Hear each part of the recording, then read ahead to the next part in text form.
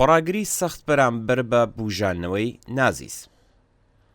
ئیلان ماسک ڕۆژی شەممە 25 ژانویە بەرامبەر بە 6 ڕێبەندان بە شێوەیەکی چاوەڕوان نەکراو لە ڕێگەی دوورەوە بەشداری لە پرۆسەی هەڵبژاردننی حزبی ئالتێرناتیڤ بۆ ئاڵمان لە شاری هالەی ڕۆژهەڵاتی ئاڵمان کرد.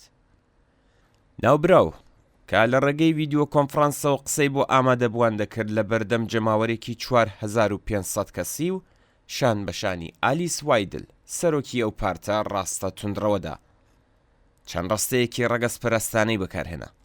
ئەو بۆ نمونەوتی شانازیکردن بە فەرەنگی ئاڵمانی بەها ئاڵمانیەکان و هەوڵدان بۆ پاراستنیان لە ناو جۆرێک لە فرەکولتوریدا کە هەموو شتێکی بێمانە کردووە کارێکی باشە. ناوبراو لە لێدوانێکدا کە بە ئاشکرا ئاماژەیەک بوو بە ڕابردووی نازیەکانی ئاڵمان وتی منداڵان نابێت تەنانەت لە بەرامبەر تاوانی دایک و باوکیاندا هەست بە تاوانباری بکەن چ بگات بە تاوانی باب و باپیران. ئەو لە درێژەی قسەکانی داوتی زۆر گرنگی بە تاوانەکانی ڕابردوو دەدرێت و پێویستە لەوە تێپەڕ بین.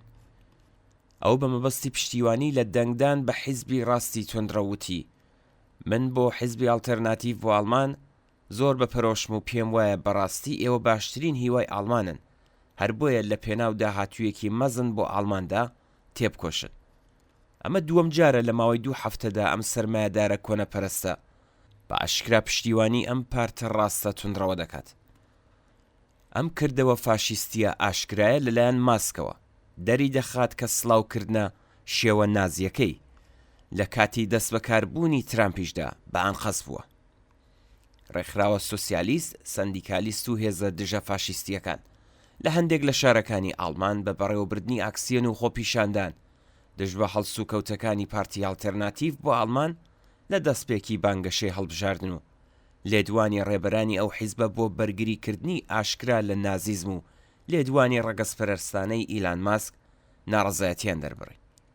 ڕۆژی شەممە 25 ژانویە نزیکەی 100,000 کەس بۆ پشتیوانی لە دموکراسی و لە دژی ڕەوتی ڕاستی توندڕە و لە زیاتر لە 60 شوێن خۆپیشاندانیان بەڕێوەبرد.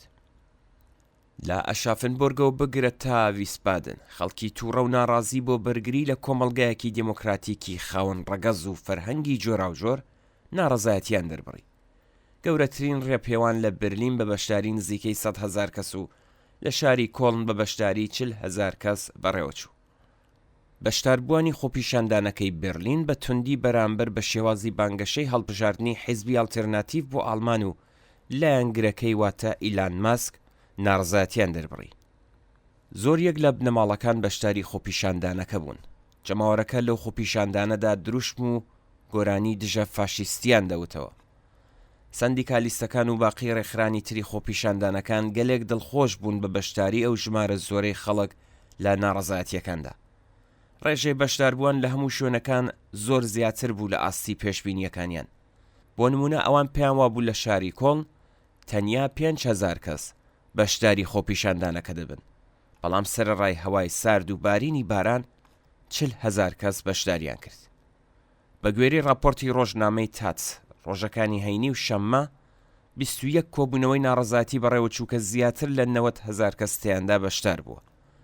بە پێی بەراوردی ڕێکخرانی ناڕەزایەتیەکان تەنانەت زیاتر لە 200,000 کەس بەشداریان کردووە.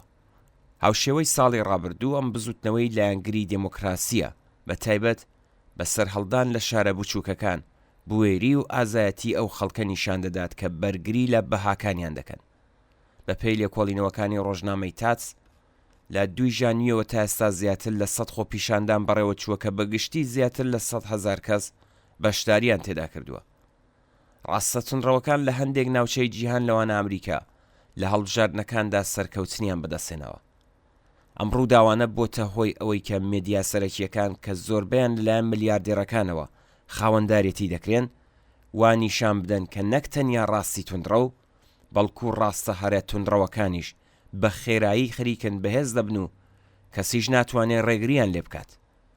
ئەوان بۆ گەیشتن بە ئامانجەکانیان تا ئەو جێگەی کە بتوانن هەر چەشنە دەستکەوتێکی ڕاست و نێئۆ نازیەکان گەورە دەکەنەوە و گرنگی بە کاردانەوەی ئازادی خوازان و هێزە دژە فاشیستەکان نادەن.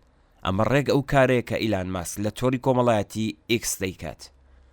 بەڵام لە بەرامبەر هەڵسوکەوتی کۆنەپەرستانی وەک ئەودا دموکراسی خوازان و سۆسیالیستەکان بەش بە حاڵی خۆیان چالاکتر بوون.